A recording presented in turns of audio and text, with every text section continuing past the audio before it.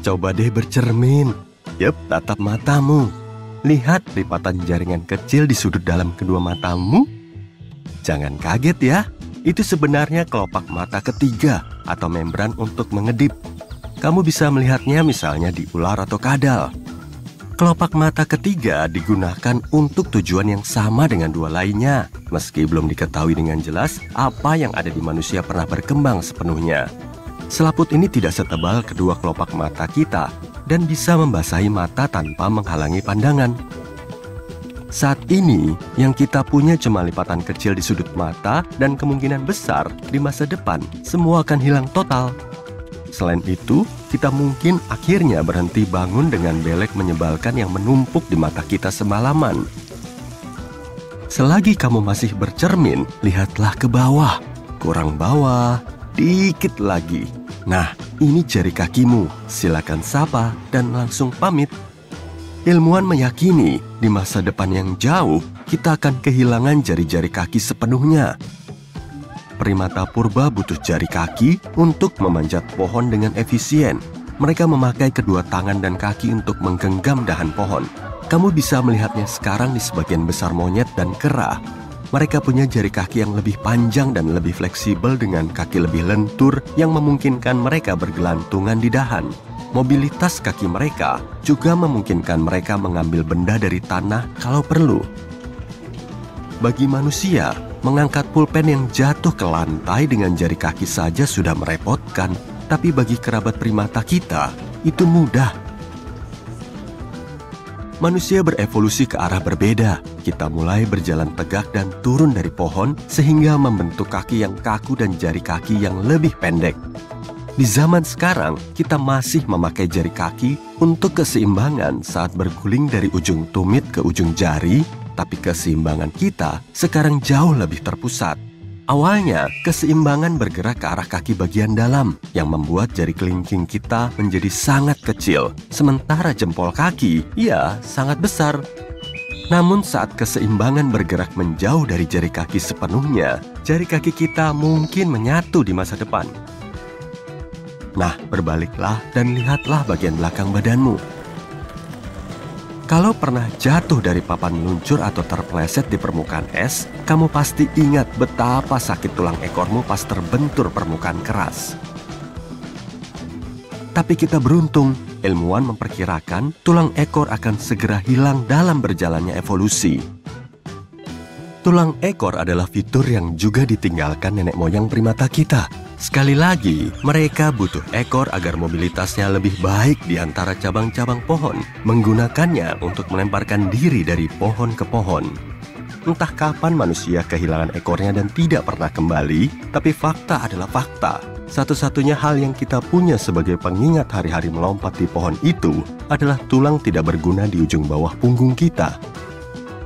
Oke, kembali ke wajahmu lagi. Buka mulutmu dan bilang, "Ah." Kalau kamu tidak punya gigi bungsu, kamu bisa membanggakan diri sebagai produk evolusi hebat. Gigi adalah satu-satunya bagian tubuh manusia yang tidak bisa memperbaiki dirinya sendiri. Jadi kalau kamu kehilangan semua gigi di masa gelap tanpa dokter gigi, satu-satunya pilihan yang kamu punya adalah makan makanan cair. Bosan banget ya? Ilmuwan meyakini alam memberi kita gigi bungsu sebagai pengganti gigi tua dan usang yang kita punya sejak kecil. Itu sebabnya gigi ini tumbuh sangat terlambat dalam hidup kita. Kini dengan kemajuan dalam kedokteran gigi, kita cenderung menjaga semua atau sebagian besar gigi tetap utuh sampai usia yang sangat tua. Dan meski kehilangan beberapa gigi, kita selalu bisa menggantinya dengan yang baru. Jadi, gigi bungsu kita kehilangan fungsinya, dan gigi itu sepertinya paham soal ini, karena makin banyak orang tidak harus melalui cobaan tumbuh gigi saat sudah dewasa. Bicara soal gigi, rahang kita berubah selama 10.000 tahun terakhir dan diprediksi akan berubah lebih cepat lagi. Bahkan, ini perubahan tercepat dari semua bagian tubuh kita. Di masa lalu, saat manusia bertahan hidup dengan berburu dan mengumpulkan makanan, mereka butuh rahang besar dan kuat, serta gigi lebih besar untuk mengunyah daging mentah dan tanaman. Saat mereka mulai memasak, lalu bertani, makanan menjadi lebih empuk, sehingga rahang mereka mengecil untuk menyesuaikan kebutuhan. Seiring berjalannya waktu, rahang kita makin menyusut, dan kemungkinan akan terus menyusut di masa depan. Dengan banyaknya makanan olahan yang tidak perlu banyak dikunyah, manusia di masa depan mungkin akan punya fitur wajah yang lebih halus dengan garis rahang yang tipis dan tulang pipi yang halus. Beberapa bagian tubuh takkan hilang, tapi malah muncul kembali. 100 tahun lalu, fabula, tulang kecil di belakang lutut, hanya ada di sekitar 11% orang, dan para ilmuwan mengira itu akan segera hilang sepenuhnya. Tapi melawan segala rintangan, tulang kecil pemberani ini berhasil mengalahkan 39% manusia modern. Belum diketahui kenapa fabula kembali, tapi pendapat paling populer adalah kita tumbuh lebih tinggi dan lebih berat daripada nenek moyang kita. Itu bisa dibilang benar karena pola makan kita lebih baik dan bergizi. Kita belajar hidup lebih lama dan tumbuh lebih tinggi. Kini kita mungkin berada di puncak evolusi. Dan fabula mungkin muncul di tubuh kita untuk memberikan permukaan yang halus bagi tendon di belakang lutut untuk bergerak, mengurangi gesekan, dan menurunkan kemungkinan kerusakan karena aus. Bicara soal jadi lebih besar, mari kembali ke cermin tadi ya.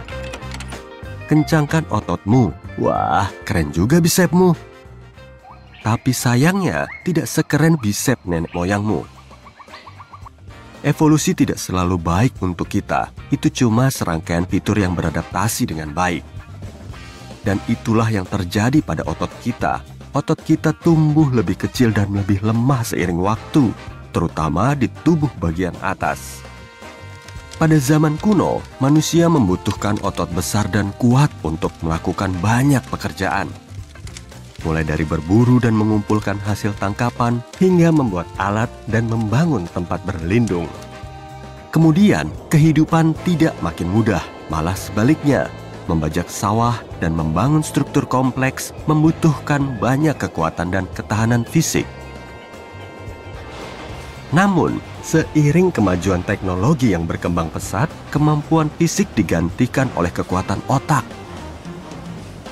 Dan mesin melakukan banyak pekerjaan untuk kita, sebagian besar bahkan lebih baik dari kita. Kita beralih ke gaya hidup yang tidak banyak bergerak, menghabiskan lebih banyak waktu di depan komputer. Otot kita makin mengecil karena kita tidak terlalu membutuhkannya lagi. Kemungkinan besar, kita akan menjadi jauh lebih ramping dan lebih sulit meningkatkan massa otot. Otak kita sangat menarik karena berubah dengan pola aneh. Nenek moyang kita di masa lalu awalnya punya otak agak kecil, tapi kerabat dekat manusia, Neanderthal, punya otak lebih besar dibanding rata-rata yang dimiliki manusia modern. Dalam perjalanan evolusi, otak manusia tumbuh lebih besar. Tapi beberapa abad terakhir, otak mulai menyusut dan tidak ada yang tahu persis penyebabnya. Beberapa ahli mengatakan itu mungkin berkaitan dengan perubahan gaya hidup dan hubungan sosial kita. Manusia purba, terutama para pemburu peramu, harus mengingat tiap tumbuhan dan hewan yang mereka lihat, sifat-sifatnya, dan cara menggunakan beragam alat. Mereka lebih generalis, harus mempelajari semua yang diketahui orang tua mereka dan mencari tahu lebih banyak sendiri. Manusia modern lebih terspesialisasi dalam bidang tertentu, mendalami beberapa subjek sambil mengandalkan rekan-rekan mereka untuk sisanya. Manusia purba bekerja dalam kelompok yang tiap orang berpotensi menggantikan orang lain.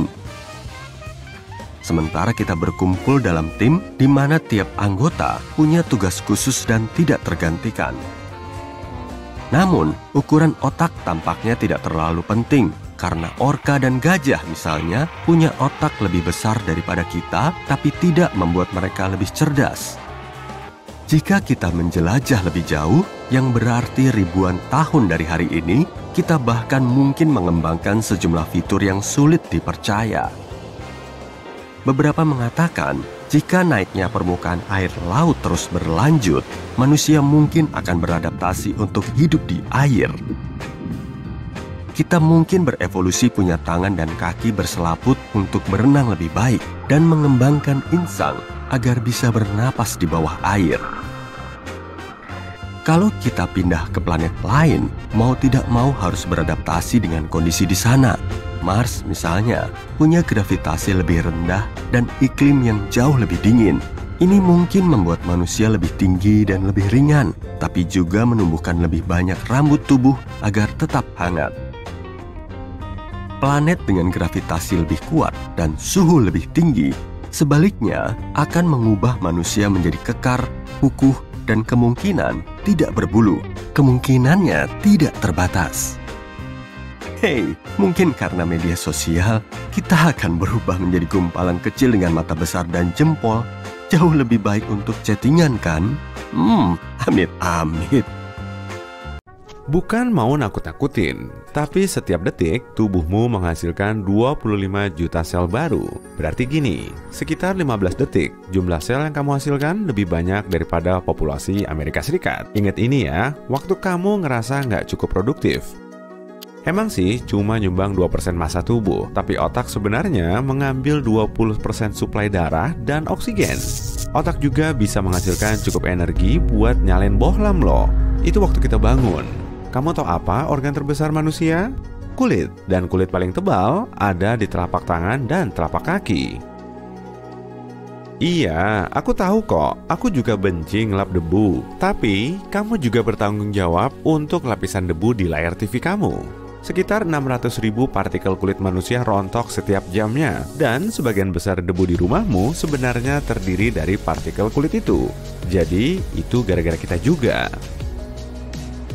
Sekarang, ciri ini dianggap tanda kecantikan, tapi alasan orang lahir dengan bibir Cupid's bow sebenarnya cukup menarik. Waktu ciri tubuh kita mulai terbentuk sebelum lahir, ternyata Cupid's bow adalah tempat wajah kita berkumpul menjadi satu, sisi kanan dan sisi kiri wajah. Pada manusia mungkin nggak begitu kelihatan, tapi kalau kamu perhatikan hidung anjing, kamu akan melihat garis vertikal lurus di bawah lubang hidungnya. Benar, anjing juga punya ciri ini. Kamu tahu waktu lahir, kamu punya lebih banyak tulang dibandingkan sekarang? Saat lahir, kita punya sekitar 300 tulang. Tapi seiring bertambahnya usia, beberapa tulang menyatu.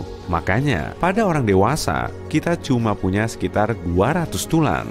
Meskipun gigi secara teknis bagian dari sistem rangka, tapi gigi bukanlah tulang. Rupa dan ciri-cirinya emang sama, misalnya jadi bagian terkeras di tubuh. Tapi kenapa selama ini gigi dianggap tulang? Mungkin karena gigi dan tulang sama-sama mengandung kalsium. Lebih spesifiknya, sekitar 99% kalsium tubuh ada di dalam tulang dan gigi. Sisanya ada di aliran darah. Terus apa bedanya? Perbedaannya ada pada pemulihan tulang dan gigi serta cara perawatannya. Tulang bisa pulih sendiri, tapi gigi enggak. Makanya ada dokter gigi. Bukan cuma sidik jari kita yang unik, tapi lidah juga. Peneliti mengungkap sekitar 10.000 kuncup pengecap pada lidah tersusun dalam pola unik dan spesifik untuk setiap manusia. Sekitar 80% dari yang kamu kira rasa sebenarnya adalah aromanya. Kombinasi rasa dan aroma yang kita terima itulah yang nantinya disebut cita rasa. Mungkin karena indera penciuman kita sekitar 10.000 kali lebih kuat daripada indera pengecap kita. Kalau nanti kamu muter lagu favoritmu, coba perhatikan degup jantung kamu deh. Kamu denger nggak? Iya, benar. Waktu dengerin musik, degup jantung akan selaras dengan irama lagu itu. Ngomong-ngomong, soal degup jantung yang sehat, kalau kamu pengen tahu, jantung berdegup rata-rata sekitar 75 kali per menit. Artinya, setiap tahun, jantung manusia bisa memompa darah setara dengan kolam renang ukuran Olimpiade. Lebih menariknya lagi, kalau kamu menyambungkan semua pembuluh darah dari ujung ke ujung, kamu bisa mengelilingi bumi 4 kali. Tapi nggak usah dicoba ya, sakit. Kita satu-satunya spesies di bumi yang punya dagu. Masih ada perdebatan terkait masalah ini di komunitas sains. Tapi salah satu alasan kita punya dagu kayaknya buat memperkuat rahang. Saat manusia terus berevolusi, gigi dan otot di rahang semakin kecil. Jadi, manusia butuh sesuatu yang bisa ngebantu ketahanan rahang. Bagian transparan di mata disebut kornea. Fungsinya adalah membantu cahaya untuk tembus. Kornea juga satu-satunya bagian tubuh yang tidak terhubung dengan suplai darah. Kenapa? Karena kornea dirancang khusus buat mendapatkan oksigen langsung dari udara. Kalau kamu menguras semua lemak di tubuh manusia sehat, lemak itu bakal cukup buat bikin 7 sabun batang. Produksi air liur kita seumur hidup cukup buat mengisi 2 kolam renang. Tapi jangan meludah di kolam renang ya. Kamu penasaran nggak berapa banyak yang kita makan seumur hidup kita? Sini aku kasih tahu. Orang berukuran tubuh sedang makan hampir 33 ton makanan seumur hidup. Itu kira-kira setara 6 ekor gajah. Itu nggak seberapa. Manusia membawa sekitar 1,8 kg bakteri setiap saat di tubuh kita. Tapi hey, nggak perlu ke dokter. Bakteri itu sebagian besar bakteri baik dan punya fungsi khusus di tubuh manusia. Misalnya, membantu pencernaan dan sistem imun kita. Ukur tinggi badan kamu di pagi hari kalau kamu mau hasil yang akurat. Karena kamu sekitar 1 cm lebih tinggi waktu bangun. Percaya deh, bukan sulap, bukan sihir. Soalnya sepanjang hari, tulang rawan yang lunak di antara tulang belakangmu terhimpit dan tertekan. Makanya tinggi badanmu jadi berkurang di malam hari. Nah, izinkan aku bercerita tentang ekor. Ada beberapa kasus manusia lahir dengan ekor. Ada sekitar 25 kasus yang telah dikonfirmasi diketahui ilmuwan. Tapi, mereka yang lahir dengan ekor nggak akan memperoleh manfaat yang sebenarnya kecuali hanya untuk keseimbangan. Ekor tersebut nggak ada fungsinya, cuma ada secara fisik saja. Karena tanpa tulang, ekor tersebut hanya tersusun atas saraf, pembuluh darah, dan otot. Apa kamu termasuk yang suka pilih-pilih makanan? Apa menurutmu rasa ketumbar mirip sabun? Atau kamu nggak terima ada nanas di atas pizza? Serius, mungkin ini karena jenis taster seperti apa kamu? Sampai dengan 30% manusia dianggap super taster dan akan mengalami level kesenangan atau kekecewaan yang berbeda dari makanan mereka. Makanan yang dianggap pahit oleh super taster mungkin terasa manis bagi pencicip rata-rata yang merupakan 40% dari manusia. Ada juga 30% manusia non-taster yang nggak akan menemukan hal yang terlalu menarik. Kurasa kamu harus memiliki selera untuk itu. Kebanyakan manusia bermata coklat. Sekitar 79% populasi dunia bermata coklat. Dulu, semua manusia hanya punya pigmen mata coklat. Sampai sekitar 6-10 ribu tahun yang lalu, dan aku belum ada saat itu. Ketika manusia bermigrasi ke Eropa Utara, terjadilah mutasi yang membantu mata beradaptasi terhadap perubahan cahaya. Mata biru menjadi yang paling umum dari warna yang bermutasi, dan semua mata biru saat ini bisa dilacak kembali ke satu nenek moyang dari Eropa. Namanya adalah Chadwick Abernethy. Temannya memanggil Chad, dan dia tukang angkat batu di Stonehenge. Bercanda. Saat ini, mata biru dimiliki 10% populasi manusia. Mata kuning dan coklat masing-masing menduduki 5%. Mata abu-abu 3%. Dan warna mata yang paling langka adalah hijau, hanya 2%. Tapi yang lebih langka lagi adalah heterochromia iridium, di mana warna masing-masing mata berbeda. Kondisi ini bisa diwariskan atau dipengaruhi faktor-faktor genetika lain. Cuma 1% populasi manusia yang memiliki fitur luar biasa langka ini. Apa kamu punya lubang kecil di depan telinga di atas liang telinga? Ini adalah lubang preaurikular. Selama 6 pekan pertama pertumbuhan janin, jauh sebelum lahir, daun telinga, yaitu bagian luar dari telinga, akan terbentuk. Lubang preaurikular akan terbentuk jika daun telinga nggak sepenuhnya menyatu. Ini terjadi pada kurang dari 1% manusia. Meskipun ada spekulasi bahwa lubang kecil ini adalah sisa insang yang pernah dimiliki manusia dari nenek moyang pelaut kita, nggak ada bukti yang menguatkan teori ini. Kalau kamu bisa menjilat siku atau menyentuhkan ibu jari ke lengan bawahmu dengan mudah, selamat, kamu termasuk minoritas manusia. Tapi, sebagian orang memiliki kelenturan yang lebih lagi. Kondisi ini disebut hypermobility. Ini memungkinkan individu yang langka ini menekuk tubuhnya ke berbagai posisi aneh, persis kayak ular, menaruh kepala di antara kedua kaki, kayang, dan segala macam gerakan split. Tapi dalam beberapa kasus, hypermobility bisa meningkatkan kepekaan, sebab orang semacam itu memiliki medula yang lebih besar. Medula adalah area otak yang bertugas memproses emosi. 90% orang adalah pengguna tangan kanan dan cuma 10% yang kidal. Ya, itu masuk akal. Tapi ada juga sebagian kecil manusia yang bisa memakai kedua tangan dengan sama baiknya, termasuk untuk menulis, menggambar, dan melakukan tugas apa saja. Orang ambidextritas secara alami hanya ada 1% dari seluruh populasi, yang jumlahnya sekitar 70 juta orang. Jika kamu ingin mengecek apa kamu termasuk salah satu dari mereka, coba tulis kata-kata yang sama dengan kedua tangan, atau gambar lingkaran dengan tangan kanan dulu lalu tangan kiri. Kalau nggak ada bedanya, selamat! Omong-omong, latihan ini sangat bagus untuk menyeimbangkan kedua bagian otak apapun tangan dominanmu. Kalau kamu punya 3 tangan, nah itu untuk video lain. Kuku tangan dominanmu tumbuh lebih cepat, dengan kata lain, jika kamu menulis dengan tangan kanan, maka kamu harus lebih sering memotong kuku tangan kanan. Kuku tangan juga tumbuh lebih cepat di musim panas dan di siang hari. Kerangka tubuhmu akan melakukan regenerasi sepenuhnya dalam 10 tahun, dan ya, tanpa operasi.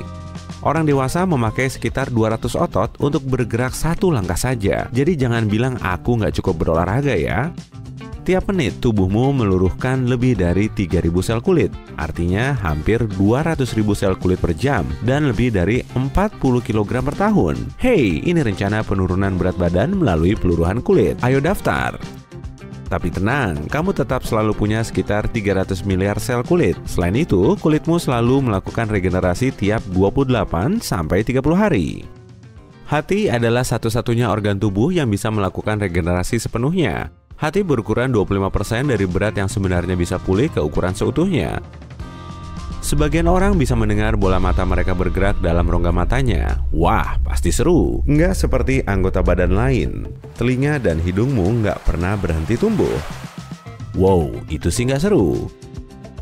Kulitmu jadi keriput jika kelamaan berada di air, tapi itu bukan karena kulit menyerap air loh. Saat tubuhmu basah, jari-jari tangan dan kaki yang keriput memberikan daya cengkram lebih kuat. Kayak itu loh, tapak ban ketika masih baru, lebih bagus daya cengkeramnya. Mata adalah alat yang menakjubkan. Mata bisa membedakan 10 juta warna yang berbeda. Otakmu memakai lebih dari 20% energi tubuhmu, meskipun kamu lagi istirahat. Saat kamu tidur, otak masih memakai energi hampir sebanyak ketika kamu bangun. Otak juga membakar 330 kalori per hari dengan aktivitas itu. Sekitar 25% tulang orang dewasa berada di kaki bawah mereka. Kebanyakan kecil, tapi penting. Jika tulang-tulang ini keluar jalur, begitu juga bagian tubuh yang lain. Kamu menarik napas sekitar 20.000 kali sehari, coba jangan berhenti. Sebetulnya, hari ini aku mencetak rekor pribadi untuk bernapas terus-menerus selama beberapa hari, dan aku berencana untuk berhenti besok. Tulang manusia benar-benar suatu paradoks. Tulang hampir 5 kali lebih kuat dibanding batangan baja dengan lebar yang sama, tapi bisa patah karena benturan dan agak rapuh. Jika seseorang menderita anosmia, juga disebut hilang penciuman, dia nggak bisa membedakan dan mendeteksi bau, tapi dia masih bisa bau loh. Sorry. Kamu akan mulai merasa haus saat kehilangan air sebanyak 1% dari berat tubuhmu. Lebih dari 5%, kamu akan pingsan. Jika lebih banyak dari 10%, maka dehidrasi bisa menamatkan riwayat seseorang, kalau kamu tahu maksudku. Otot terkuat dalam tubuhmu berdasar bobotnya adalah otot rahangmu. Ya, punyaku memang terlalu berkembang. Kapanpun, 50.000 sel dalam tubuhmu diganti dengan sel-sel baru. Ya ampun, kedengarannya kayak perusahaan tempatku dulu bekerja. Sampai akhir hayatnya, orang rata-rata bisa mengingat sampai 150 triliun keping informasi. Kecuali informasi di mana mereka menaruh kunci mobil mereka. Sekalipun rusak parah, sidik jari tetap bisa pulih seperti sedia kala. Nggak percaya? Coba aja. Kapasitas daya ingat otakmu kurang lebih setara dengan sebuah harddisk 4 terabyte, setara dengan 8 juta foto lebih. Makhluk hidup yang secara alami bisa tidur terlentang hanya manusia. Bahkan kera biasanya tidur dalam posisi duduk bersandar pada sesuatu.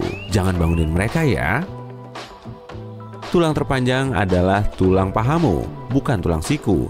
Dan yang terkecil ada di dalam telinga. Ukurannya lebih pendek dari sebutir beras. Apa kamu merasa geli saat menggelitik diri sendiri? Biasanya sih enggak, kecuali kalau digelitik orang lain. Ini terjadi karena area otak kecil yang memonitor gerakan memperkirakan sensasi yang disebabkan gerakanmu sendiri.